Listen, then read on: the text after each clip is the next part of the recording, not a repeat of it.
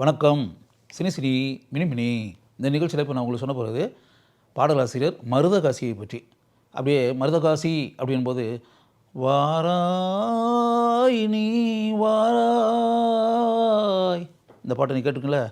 உழவும் தென்றல் காற்றினிலே அப்படிங்கிற உழவும் தென்றல் காற்றினிலே இந்த பாட்டு வந்து இதில் ரெண்டு பாட்டுமே வந்து மந்திரி குமாரி எம்ஜிஆர் கதாநாயகன் நடித்த மிகப்பெரிய வெற்றி படம். அந்த பாடலில் இடம்பெற்ற இந்த இரண்டு பாடல்களையும் எழுதியவர் மருதகாசி. மருதகாசி வந்து அந்த காலத்தில் ரொம்ப ஃபேமஸான பாடலாசிரியர். மருதகாசி பாட்டு எழுதுகிறாரு அப்படின்னா ஆழமான வரிகளுடன் உயிரோட்டத்துடன் அற்புதமான வார்த்தைகளுடன் அந்த பாடல் இடம்பெற்றிருக்கும். சூப்பர் ஹிட் ஆகும். அலிபாபா 40 திருடர்களில் எல்லா பாட்டுமே மருதகாசி தான். அது அப்போல்லாம் நீ உங்களுக்கு தெரியுமில்ல, படம்னாலே 10 பாட்டு 12 பாட்டுலாம் இருக்கும். அந்த பாட்டு எல்லா பாட்டுமே மருதகாசி எழுதுனது தான். அது அழகான பொண்ணு தான் அதுக்கேற்ற கண்ணு தான் பானுமதி பாடுவாங்கள்ல, அந்த பாட்டு அது அந்த இவர் எழுதுனது தான். இவர் எழுதி எவ்வளோ பெரிய சூப்பர் ஹிட் சாங்கு.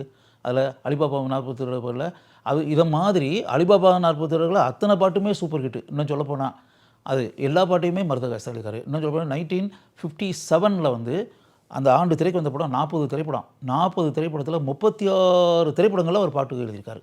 36 ஃபிலிம்ஸ். அதெல்லாம் ரெக்கார்ட் பிரேக் இல்லை. மணப்பாறை மாடு கட்டி மக்களை பெற்ற மகராசி சிவாஜி பானுமதி ஆக்குனா மணப்பாறை மாடு கட்டி மாயவரம் ஏறு பூட்டி அப்படின்னு என்ன மண்வாசனையோட அப்படின்னு சொல்லிட்டு. அப்போ மருதகாசி அப்படின்னா நமக்கு வந்து அப்படியே பாடலாசிரியர் அப்படின்னா கவியரசு கண்ணதாசன் எந்த அளவிற்கு பல வருடங்கள் தமிழ் பட உலகில் ஆழமான முத்திரையை தன்னுடைய நிகரற்ற பாடல்களின் மூலம் பதித்தார் கவியரசு கண்ணதாசன் அப்படின்றதெல்லாம் இன்றைக்கி வர கவியரசு கண்ணதாசன் இறந்து போய் எத்தனையோ ஆண்டுகள் ஆகிப்போச்சு. இன்றைக்கி வர பட்டி தொட்டி எங்கும் கண்ணதாசன் மக்களுடைய உள்ளங்களில் வாழ்ந்துக்கிட்டே இருக்கார் இல்லையா. அதே மாதிரி அற்புதமான பாடல்களை எழுதிய பட்டுக்கோட்டை கல்யாண சுந்தரம் எப்படி வாழ்ந்துக்கிட்டு இருக்காருன்றது தெரியுமில்லையா. அதே மாதிரி தான் மருதகாசியும்.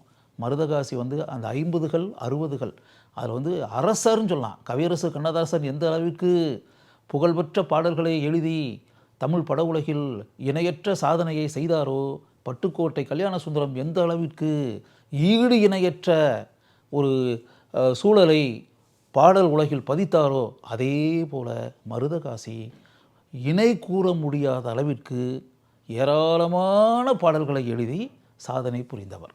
அப்படியே அந்த காலத்தில் வந்து அப்படியே பாடலாசிரியர்கள் அப்படின்னு வரும்போது அப்படியே அந்த உடுமலை நாராயணகவி, மருதகாசி இப்படியெல்லாம் பேர்கள் வரும். கூமா பாலசுப்ரமணியம் அப்படியெல்லாம் பேர்களை வரும்போது பாபநாசம் சிவன் அப்படிலாம் அது கவியரசு கண்ணதாசன் பட்டுக்கோட்டை கல்யாண சுந்தரம் அப்படியே வரும்போது அப்படியே இதெல்லாம் சும்மா சாதாரண விஷயம் கிடையாது. கேபி காமாட்சி இப்படிப்பட்ட மிகப்பெரிய சாதனையை புரிந்தவர் மருதகாசி. இப்படிலாம் பண்ணிட்டு வரும்போது பின்னாடி வந்து ஒரு ஸ்டேஜில் இப்படிலாம் படங்கள்லாம் பண்ணி ஏகப்பட்ட பாடல்கள்லாம் எழுதி எம்ஜிஆருடைய படங்களுக்கு, சிவாஜி கணேசனுடைய படங்களுக்கு, மற்ற அந்த காலத்தில் இருக்கக்கூடிய ஜெமினி கணேசன், எஸ் ராஜேந்திரன் எல்லாருடைய திரைப்படங்களுக்கும் பாடல்கள் எழுதி மிகப்பெரிய சாதனைகள் புரிந்த மருதகாசி ஒரு குறிப்பிட்ட சூழ்நிலைக்கு பிறகு சொந்தத்தில் வந்து ஒரு படம் எடுக்கலாம் அப்படின்ற மாதிரி காலை தூக்கி வச்சு அந்த படம் முயற்சி எதிர்பார்த்த அளவுக்கு சந்தோஷப்படக்கூடிய அளவுக்கு அமையாமல் போய் தோல்வி அடைந்து அதில் வந்து அவருடைய முயற்சி வந்து வெற்றி பாதையில் பயணிக்காமல் பொருளாதார ரீதியாக மிகப்பெரிய வீழ்ச்சியை சரிவை சந்தித்து அப்படின்னு வரும்போது அப்படியே விரக்தி அடைஞ்சு போய் நம்ம என்னையா பாட்டு எழுதி இப்படிலாம் படங்களுக்கெல்லாம் ஃபேமஸாக எவ்வளோ படங்கள் வந்து நம்ம பாட்டுனாலேயே ஓடி இருக்குது, எவ்வளோ படம் ஃபேமஸ் ஆகிருக்கு, அந்த படத்தினுடைய வெற்றிக்கு நம்ம பாடல்கள் எவ்வளோ பெரிய காரணம் அப்படிலாம் இருந்து கூட சொந்த பட தயாரிப்பு அப்படின்ற ஒரு விஷயத்தில் நம்ம காலை தூக்கி வச்சு அதில் வந்து நம்ம நினச்சது மாதிரி ஒரு வெற்றி நமக்கு கிடைக்கலையே, அதில் பொருளாதார ரீதியாக மிகப்பெரிய சரிவு உண்டாகி அப்படியே கடனாளியாகி அப்படின்ற பேட்டர்ன் இருக்குல்ல, அப்படி ஒரு வீழ்ச்சியை நம்ம சந்திச்சிட்டோமே, இந்த ஃபீல்டில் இருந்து நம்மளால் வெற்றி பெற முடியாமல் போச்சே, தயாரிப்பாளர்ன்ற முறையில் நம்ம வந்து அப்படியே சறுக்கி அதில் பாதாளத்தில் விழுந்து விட்டோமே அப்படின்ற மாதிரி மனசுக்குள்ளே அப்படியே ஒரு விரக்தி, ஒரு வேதனை, கவலை இதெல்லாம் உண்டாகி அவரால் இந்த ஃபீல்டுக்கு நமக்கு தேவையா, இந்த சினி ஃபீல்டு வேணுமா, இந்த ஃபீல்டில் இருந்து இத்தனை வருஷம் இருந்து நம்மளால் வெற்றி பெற முடியல அப்படின்னா இந்த ஃபீல்டு நமக்கு எதுக்கு, விரக்தி அடைஞ்சு போய் இந்த கவலையிலேருந்து கடனாளியாக போய் இப்படி இருந்து அப்படின்ற மாதிரி அதாவது லைஃப்பில் இந்த சோதனை காலம் வரும்போது இப்படிப்பட்ட எண்ணம்லாம் மனசுக்குள்ளே வரும். கவலை வரும், அப்படியே ஒரு ஏமாற்றம் தோணும், அப்படியே மனசுக்குள்ளே வந்து ஒரு வேதனை உணர்வு உண்டாகும். அப்படிலாம் உண்டானோடனே கும்பகோணம் தன்னுடைய சொந்த ஊர் கும்பகோணத்துக்கு பக்கத்தில் இருக்கக்கூடிய கிராமத்துக்கு அப்படியே ஊருக்கு போயிட்டார். பேசாமல் ஊருக்கு போய் பேசாமல் செட்டில் ஆயிடுவான், நமக்கு சினி ஃபீல்டே வேண்டாம், கோடம்பாக்கமே வேண்டாம், சினிமா காற்றே நம்ம சுவாசிக்க வேண்டாம், ஊருக்கு போய் நம்ம ஏதாவது நமக்குன்னு லேண்டு இருக்குது அதில் விவசாயத்தை பார்ப்போம்னு சொல்லிட்டு நேராக ஊருக்கு போயிட்டார். சொந்த ஊருக்கு போய் அங்கே போய் வயல்லையும் வரப்புலையும் இறங்கி அப்படியே விவசாயத்தை பார்க்க ஆரம்பிச்சிட்டார். சினிமா பாடலாசிரியரான மருதகாசி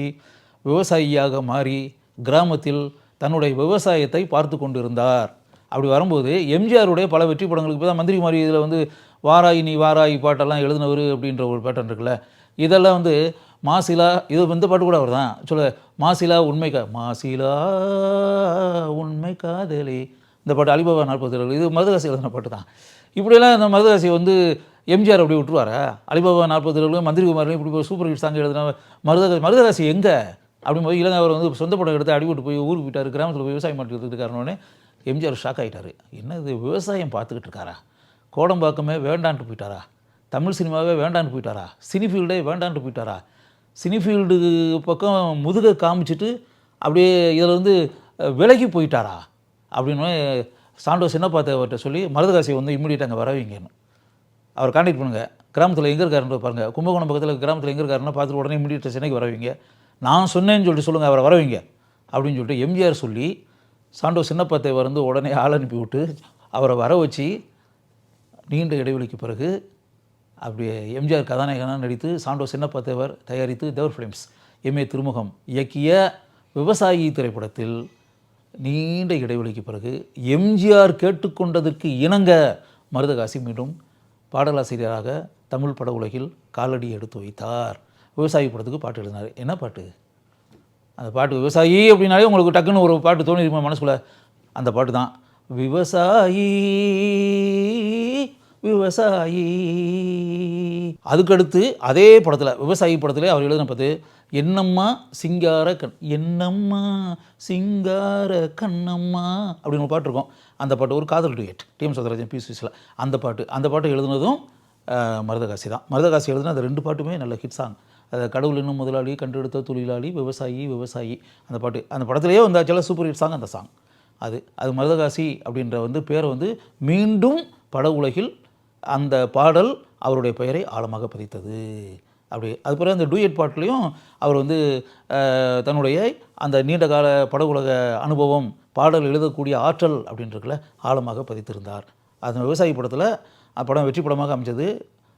எம்ஜிஆரும் கேஆர் விஜயாவும் அந்த படத்தில் நடித்து எந்த அளவிற்கு மருதகாசினுடைய பாடல் வரிகளுக்கு அவர்கள் உயிர் தந்திருந்தார்கள் அப்படின்றத நாமே படம் பார்க்கும்போது உணர்ந்தோம். அதுக்கு பிறகு எம்ஜிஆர் கதாநாயகனாக நடித்து தேவர் ஃபிலிம்ஸ் தயாரித்து சாண்டோ சின்னப்பா தேவரின் தயாரிப்பில் எம்ஏ திருமுகம் இயக்கிய தேர் திருவிழா படத்துலேயும் மருதகாசி பாட்டு எழுதினார். அதுலேயும் மருதகாசி பாட்டு எழுதியிருக்காரு. அதுவும் எம்ஜிஆர் கதாநாயகன் நடித்த படம் தான். எம்ஜிஆரும் ஜெயலலிதா கதாநாயகியாக நடித்த திரைப்படம். அதுவும் வெற்றி படம் அப்படின்னு யோசிச்சு பாருங்கள். அப்போ எம்ஜிஆர் எந்த அளவுக்கு ஈர்க்கப்பட்டிருந்தால், எந்த அளவுக்கு அன்பு பாசத்தை வைத்திருந்தால், எந்த அளவுக்கு மதிப்பு மரியாதையை மருதகாசி மீது வைத்திருந்தால், அப்படியே சினிமாவே வேண்டான்னு சொல்லிட்டு விவசாயம் செய்வதற்காக கிராமத்திற்கு போன மருதகாசியை மீண்டும் அழைத்து வந்து பாடல்கள் எழுத வைத்திருப்பார். அப்படி பாடல்கள் எழுதுறதுக்கு எம்ஜிஆர் வந்து தேவர்கிட்ட சொல்லி ஆள் அனுப்பிவிட்டு வர வச்சு மறுபடி எம்ஜிஆர் வந்து மருதகாசினுடைய பாடல் வரிகள் தன் படங்களில் இருக்கணும் அப்படின்னு எம்ஜிஆர் ஆசைப்பட்டார், விரும்பினார். அப்படியே மருதகாசியை மீண்டும் செயல்பட வைத்தார் அப்படின்ற ஒரு விஷயம் இருக்கு இல்லையா? எவ்வளோ பெரிய விஷயம் யோசித்து பாருங்கள். இதெல்லாம் வந்து எம்ஜிஆரை போன்ற மிக உயர்ந்த இடத்தில் இருக்கக்கூடிய ஒரு கதாநாயகன் இப்படிப்பட்ட அற்புத செயலை செய்திருக்கிறார் அப்படின்றத நினச்சி பார்க்கும்போது இன்றைக்கி அந்த மருதகாசியினுடைய திறமை மேலேயே நமக்கு பெரிய மரியாதை வரும். அவரை அழைத்த எம்ஜிஆருடைய உயர் குணம் அப்படின்றது இல்லையா, அது மேலே நிச்சயமாக உயர்ந்த மரியாதையும் மதிப்பும் எனக்கு உண்டானதே போல், எனக்கு எப்படி அவர் மேலே எம்ஜிஆர் மேலே ஒரு உயர்ந்த மதிப்பு மரியாதை உண்டாதோ அதே போல் இப்போ நீங்கள் கேட்டுக்கிட்டக்கூடிய உங்கள் உள்ளங்களிலும் எம்ஜிஆர் மீது அளவற்ற மதிப்பும் மரியாதையும் உண்டாகும் என்று எனக்கு தெரியும்.